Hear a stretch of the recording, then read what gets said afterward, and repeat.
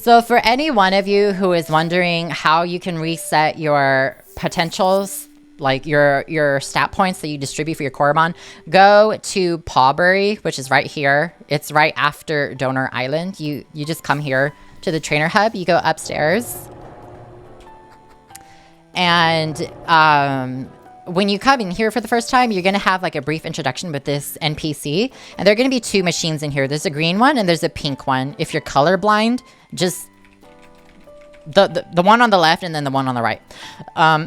So the one on the left is the soft resetinator.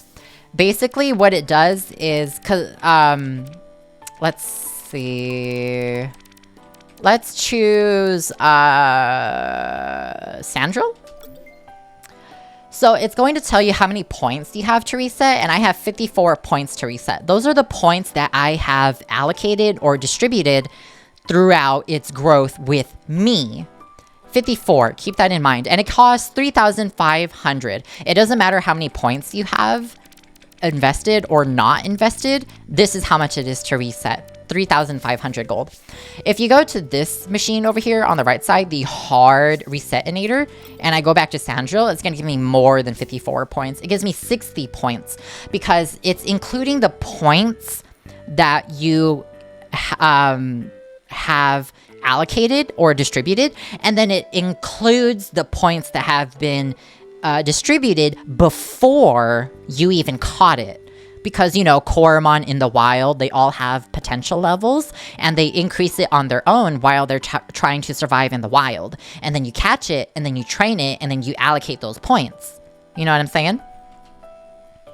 And then it doesn't matter how many points you have to distribute or allocate. You can have 60 points, you can have 70, 80, 90, it doesn't matter. It will cost 6,000 gold to redistribute with the hard resetinator. So, there are some of you who are probably wondering, like, what are you talking about? Like, wild Coromon? They have stat points already? What does that mean? Okay, so this is a Magnemire. I actually found it in the wild when it was a Gauss slime, and it was a perfect. This is the very first perfect I ever encountered in the wild. If I go to its stat points, okay, look first. It's level 21 for its potential. Level 21. I have not distributed any of its points for its stats. Okay, so it's level 21, which means that it should have, what is that, 3 stat points for every level. So right now it should have 63 points all in like one stat potentially if I wanted to be like a specialist. But if you look, it has less than 63 points distributed throughout all its stats. You know what I'm saying? So if I was to use the soft resetinator, it wouldn't make any sense because I haven't distributed any of its stats. If I were to use the hard resetinator, it would redistribute all of its stats even before I met the Coromon. You know what I'm saying? Why don't you use your perfects in battle? I have to level them. There's no reason for me to use them while they're still just barely level 50.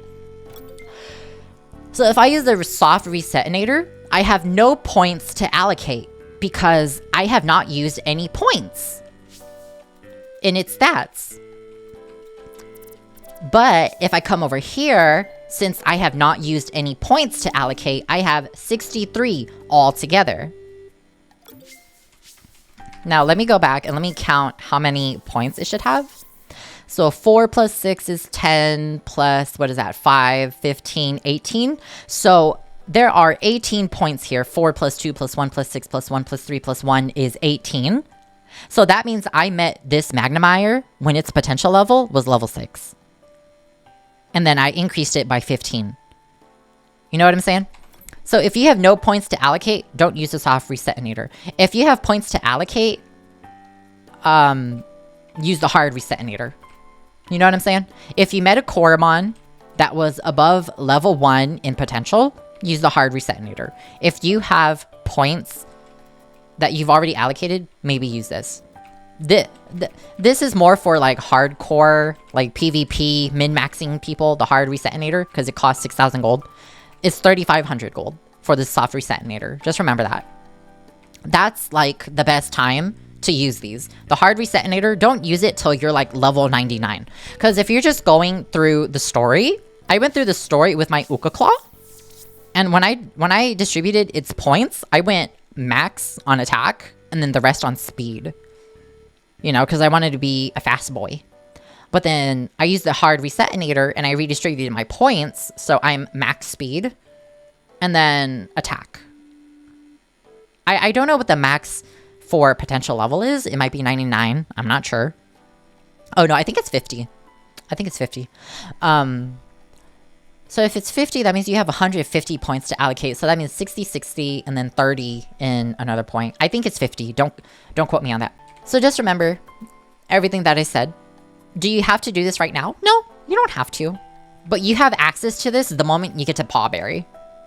And you don't have to use this until your Coromon gets to level 99. And that's why I did it on Uka Claw. I did it on DC just because I already knew how I wanted to build DC. But there's no point in me using DC because it's not a perfect. You know? The only perfect I really have is Magnemire. And I think a Dun Pod. That's about it. Someone has a very good question.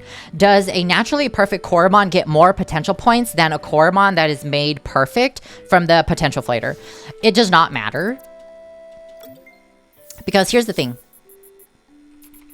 I'm gonna show you. So the oh, I have 3 perfects. I lied. So I have Gauslime, Uka Claw, and Dunpod here, who are all perfects. Here's the thing. These 2 right here, Uka Claw and Dunpod, they were potents, and I made them perfects. And then the Gauslime I found is a perfect. So the moment you increase your potential using the potential flater, your Coromon's potential stats will also increase. So my Glamoth is a perfect example. I went from potential level 6, or yeah, potential value 6, sorry. Potential value 6 to potential value 18. And when I jumped from 6 to 18, I got like 3 extra potential levels. And I got 8, like, what is that? 9 extra stat points to allocate. So when you potential flate a Coromon, their experience catches up with them, which means their stat points catch up with them. So it doesn't matter if you catch a wild perfect Coromon or if you use the potential flater to get a perfect Coromon. A perfect is still a perfect. The game doesn't discriminate. What matters is their stats that have been allocated into before you met the Coromon, essentially. So you see these where there's like 1 in SP, 1 in HP, attack, defense, special defense. I did not do any of that. The game did that itself before I met this in the wild as a Frova. So I hope that answers your question, G, about catching a naturally perfect Coromon versus potential flating a Coromon. That's really good to know. Appreciate it. Yeah, no problem, G. I'm glad I'm able to help.